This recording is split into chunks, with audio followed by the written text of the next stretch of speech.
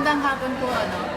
Balik kami yung group 1 para talakayin yung unang chapter ng libro ni Kibuyan na A Nation Aborted. Tapos yung unang chapter ay pinamagatang Toward a Radical Rizal. Tapos sa chapter na to ay may nilalayan tayong masagot ng mga tatlong tanong. Una dito ay yung why of all heroes was Rizal the most venerated in the 19th century nationalist movement?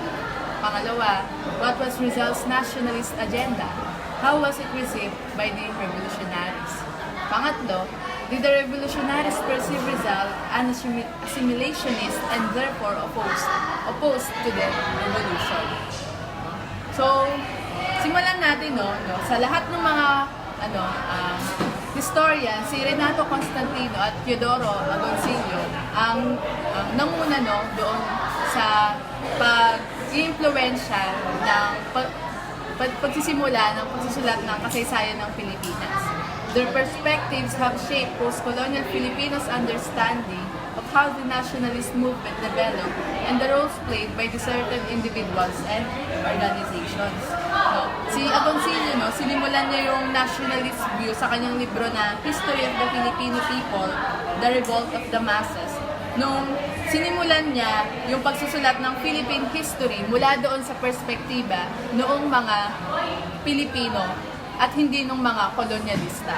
Sinundan to ni Renato Constantino sa kanyang libro na The Philippines, a Past Revisited at yung The Continuing Past na nagbigay ng thesis na yung common thread daw sa history yun yung continuing struggle ng mga Pilipino for national liberation. So, yung pag-struggle na to ng mga Pilipino sa kasaysayan, ang pinakatumatakbo dito ay yung 19th century revolution. So, dun sa doon ay may nag-a-arise na dalawang tanong, Una, which class bore main brunt of the national liberation struggle? Pangalawa, who should we venerate as the heroes of this struggle? So, si Constantino, sinasabi niya na yung understanding of history will demonstrate how present is distorted by a faulty of knowledge in our past. Sinabi ni Constantino na yung understanding of history will demonstrate how our present is distorted by a faulty of knowledge in our past. Sinabi niya na yung pag-unawa daw natin sa kasaysayan ay makikita natin sa kung paano yung kasalukuyan ay nagulo ng maling mga kaalaman sa ating kasaysayan. So, una si Kibuyan ay nag-a-agree doon sa sinabi ni Constantino. Sinabi niya, though it has become axiomatic that Filipino historians write the history of the Philippines from a nationalist perspective, the naging theoretical issue is who defines the nationalist perspective. So, ang tanong ni Kibuyan ay, sino yung nagdidikta o nagbibigay kahulugan doon sa nationalist perspective? So, doon sa prelude ni Agoncillo, prelude to 1896, sinasabi niya dito na yung reform movement ay hindi nag-led doon sa 1896 revolution.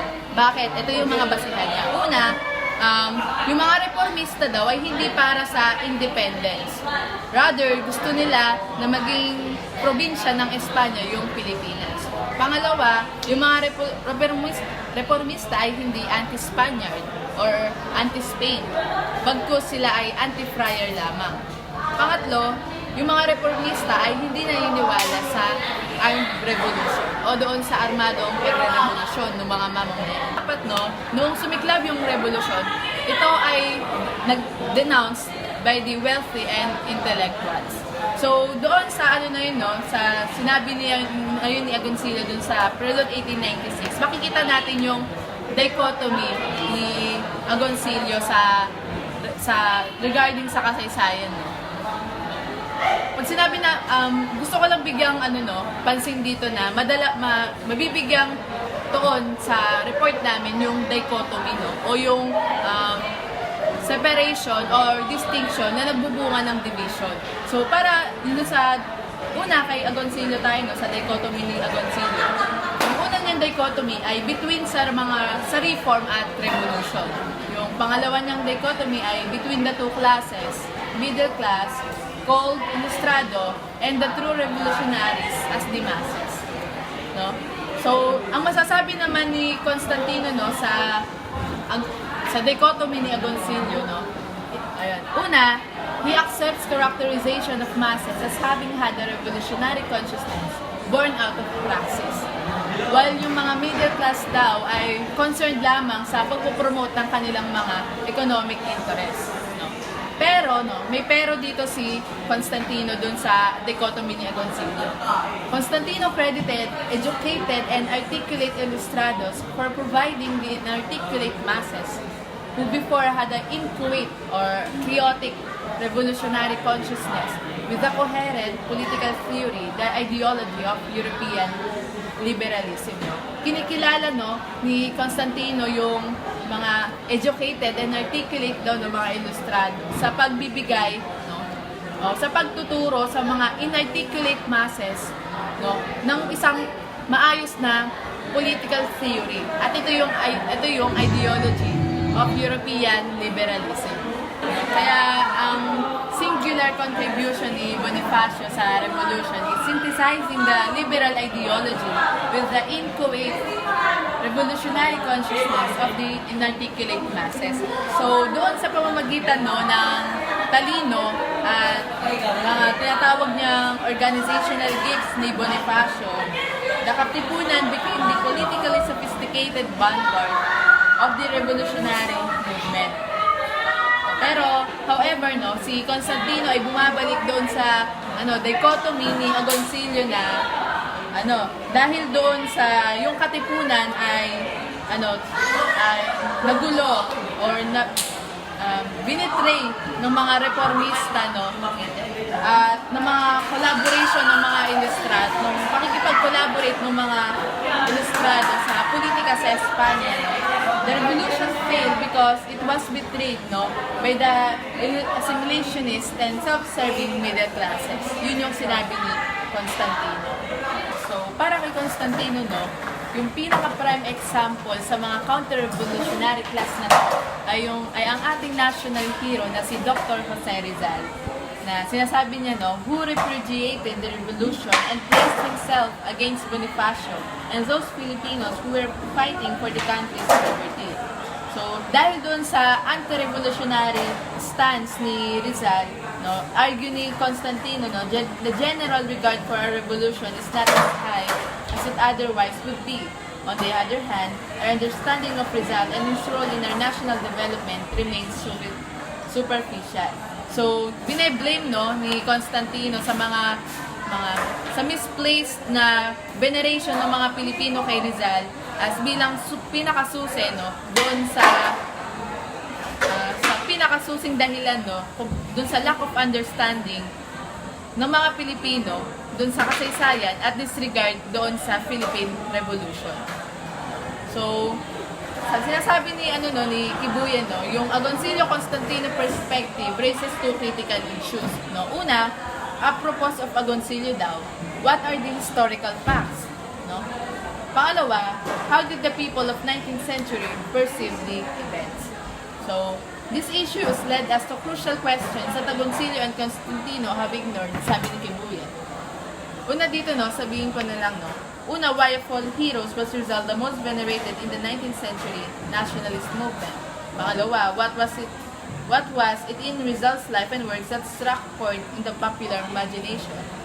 Pangatlo, what was Rizal's nationalist agenda? How was it received by the revolutionaries? Pang-apat, did the people of the 19th century perceive the Liga and the Katipunan as ideologically and strategically opposed political organizations? Pang-lima, did the revolutionaries perceive Rizal as an assimilationist and therefore opposed to the revolution? Pang-anim, did they, for that matter, perceive reform and revolution as opposed political agendas, meaning the way the left in contemporary times take them to be? So, yung sa lahat ng tanong na, anim na tanong ngayon, gusto lang malaman, no, ang sasagot doon ay kung paano ba tinignan ng mga mamamayan noong 19th century yung mga nangyari doon sa revolution, no? Kung paano nila tinignan yung reformista at revolutionaryo bilang magkaiba bang mga political theory. Tinignan ba nila na oppose si Rizal doon sa revolusyon? Tinignan ba nila na yung mga reformista ay ayaw doon sa independence talaga? So yun lang yung gustong malaman ni Kibuyen. Kung ano yung perspektiba nung mga mamamayan noon sa nung sila yung nandoon mismo, doon sa 19th century, doon sa 1896 revolution. Within doon sa dalawang classes na pinagko-conflict ng mga historians sa kanilang mga dichotomy. At dito naman niya ipapasok si Gramsci. Gramsci ay isang neo-Marxist, at kung gagamitin natin yung kanyang insight sa politika, ay sinasabi niya na both within the bourgeoisie and the masses, there are ideological struggles to be fought or ideological elements to be articulated. So, furthermore, in the arena of politics, the struggle is not simply between distinct classes, but between power blocks, which consist of full networks of class alliances. So, yung sinasabi lang ni Gramsci, na both within dun sa opposing classes na yun, na the bourgeoisie and the masses, sa bawat isa dito, laging meron ding ideological struggle within the bourgeoisie and within the masses.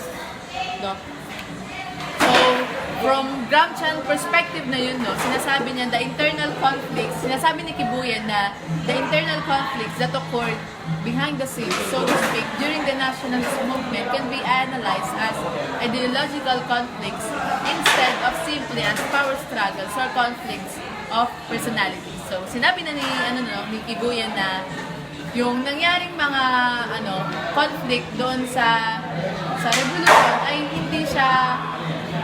hindi lang siya contradiction nung dalawang classes, o ng dalawang dalawang nagkaagawang persona doon sa sa pagtatagumpay ng paglaya natin mula sa Espanya.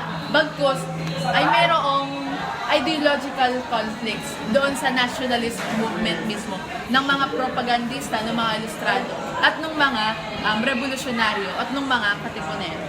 So, in the end, we can conclude that the Rizal del Pilar conflict within the Filipino circle in Spain has always been with as personality conflict between the prim and proper Rizal and the ambitious and politically shrewd Pilar, both ilustrados, that between Rizal and Bonifacio.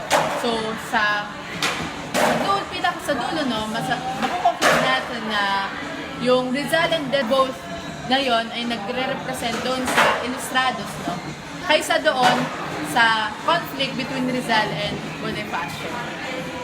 Ang report ko ay reform or revolution.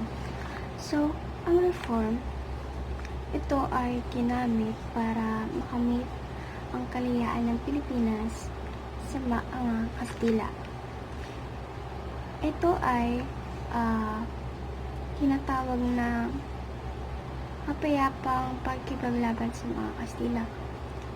Dahil hindi ito gumagamit ng dahas o hindi intensyon ng mga reformist na gumamit ng armas sa paglaban sa Espanya. Ito ay pinangunahan ni Rizal kasama ang mga ilustrados. Nag-impluwensya sila sa pamamagitan ng pagsusulat at parte rin sila ng gobyerno ng Espanya na umaasa na magkaroon ng pagkakasunduan at paghingi ng karapatan ng mga Pilipino. Ang revolution naman